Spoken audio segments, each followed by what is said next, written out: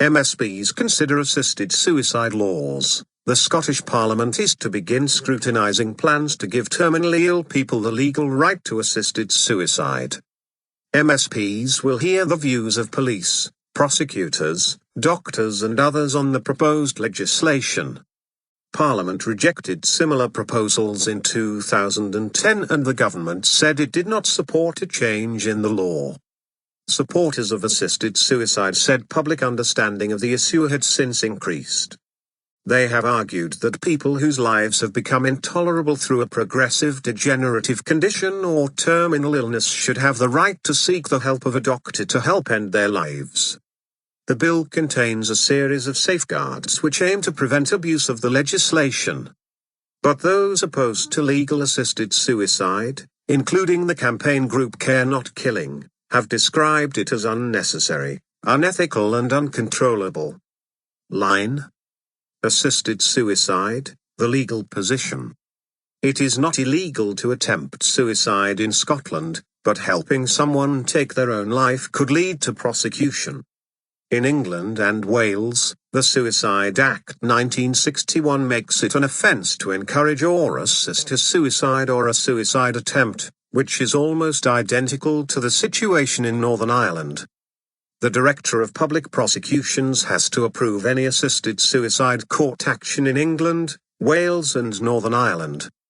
In 2010, Keir Starmer, then the DPP, issued guidance that made it clear that family or friends who travelled with a loved one to the Swiss suicide group Dignitas would not risk prosecution.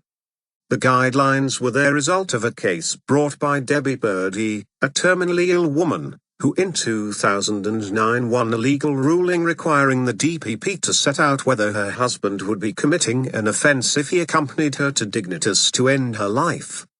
Scotland's prosecution service, the Crown Office, has issued no such guidance. Assisted suicide is legal in Luxembourg, the Netherlands and Belgium as well as Switzerland. Line.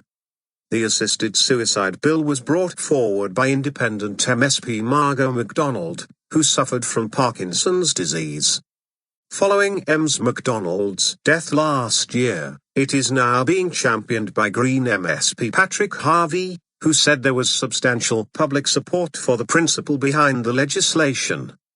Mr. Harvey said there were strong views on both sides of the debate, but added, "I believe this bill represents the continuation of a long-term trend toward respect for the right of people to make choices about their own lives, in an informed and supported way, and to decide what kind of assistance they need. We know that most of the public backs this basic principle, and I have little doubt that in time the law in this area will be changed." On Tuesday, the Scottish Parliament's Cross-Party Health Committee is to begin questioning witnesses as the bill begins the first of 3 stages of parliamentary scrutiny. During its first session, MSPs will hear from the Faculty of Advocates, the Law Society of Scotland, Police Scotland and the Crown Office. Margot MacDonald. Margot MacDonald launched the bill before her death last year. Members of the committee are also to question representatives the Royal College of Physicians and Surgeons Glasgow, the Royal College of Psychiatrists in Scotland and the Royal Pharmaceutical Society in Scotland. Health Committee convener and Labour MSP Duncan McNeill said, "MSPs have a duty to scrutinise the detail behind any proposed piece of legislation, but given that this bill adjudicates on life and death, it is imperative that we robustly and transparently scrutinise what is being proposed." The assisted suicide bill states, "Only those who are terminally ill or who are suffering from deteriorating progressive conditions which make life intolerable can seek assisted suicide." An early warning aspect, whereby anyone over the age of 16 can inform their GP of their support in principle for assisted suicide. The indication can be noted in the person's medical records, but must be stated at least 7 days before they can formally request help to end their life. Any requests to GPs must be backed up by a second professional opinion, and followed by a 14-day cooling-off period. The process is then repeated again with a second request, after which one of the doctors concerned supplies a licensed facilitator with a prescription to enable assisted suicide to take place.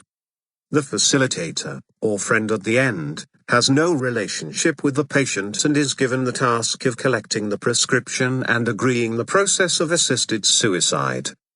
If the prescription is not used within 14 days, it must be returned to the chemist.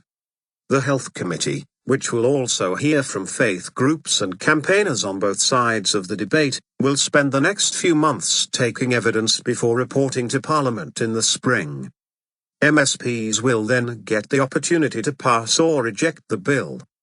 In 2010, the legislation was defeated by 85 votes to 16, with 2 abstentions, by MSPs who were allowed a free vote on the legislation, rather than on party lines.